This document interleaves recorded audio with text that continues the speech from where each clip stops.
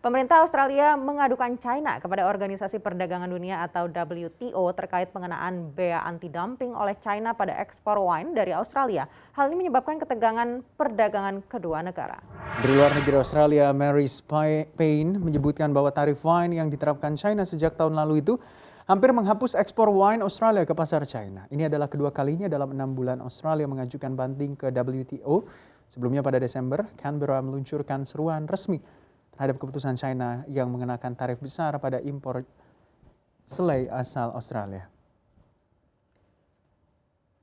Pemerintah Australia telah sering mengeluh bahwa China telah mengabaikan seruan untuk meredakan ketegangan pada hubungan dagang kedua negara dan juga hubungan China-Australia telah goyah sejak Canberra menyerukan penyelidikan internasional tentang asal-usul virus corona yang pertama kali dilaporkan di China Tengah tahun lalu.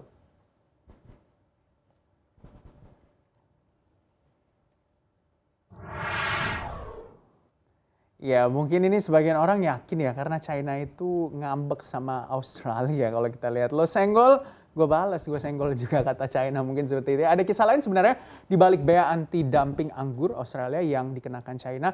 Karena ternyata saat ini pemerintah pusat China sedang memprospek potensi anggur di daerah otonomi Ningxia Hui yang katanya tingkat produksi ini mampu menyamai Bordeaux yang merupakan pusat produksi anggur daripada Prancis. Iya benar, jadi planningnya ini jangka panjang, jadi ditargetkannya dalam waktu 15 tahun. Kalau kita berkaca dari produksi di Bordeaux itu ya, kota ini mampu memproduksi 522 juta botol tahun lalu, yang hasilnya setara dengan 4,16 miliar dolar Amerika. Nah kalau yang di pegunungan Ningxia ini, target produksinya 600 botol, tapi karena mungkin made in China begitu ya, jadi lebih murah. Jadi diperkirakan nilainya setara 3,12 miliar dolar. Makanya jiwa kompetitifnya sama anggur lain jadi muncul begitu ya, yang jadi Australia mohon maaf minggir dulu, kira-kira begitu mungkin ya. Tapi seserius apa China menggarap proyek ini?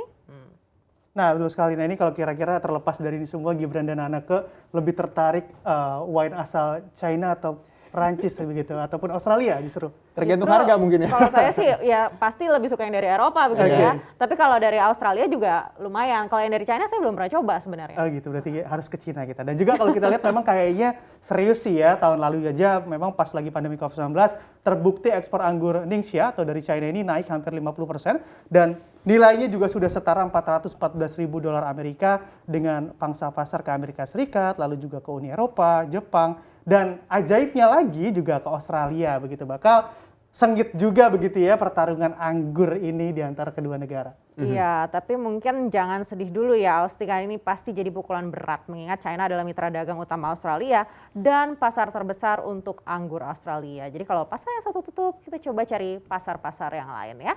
Kita akan beralih ke informasi berikutnya. Ini juga sekali lagi ini bukan berita yang positif begitu ya. Kematian akibat corona di Brasil telah melampaui 500.000 kasus per Sabtu pekan lalu.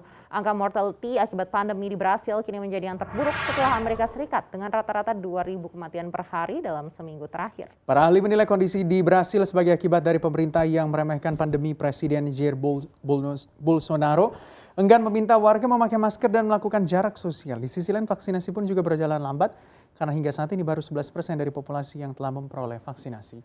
Saat penanganan COVID-19 butuh perhatian serius, Brasil justru setuju menjadi tuan rumah Copa America ke-11 setelah Argentina dan juga Kolombia justru mundur dari tawaran sebagai tuan rumah laga tersebut. Tidak hanya di Brasil, angka kematian akibat COVID-19 juga meningkat di Indonesia. Berdasarkan data Kementerian Kesehatan, jumlah pasien positif corona yang meninggal di hari Minggu mencapai 371 kasus. Setelah sehari sebelumnya menyentuh 248 korban meninggal dunia.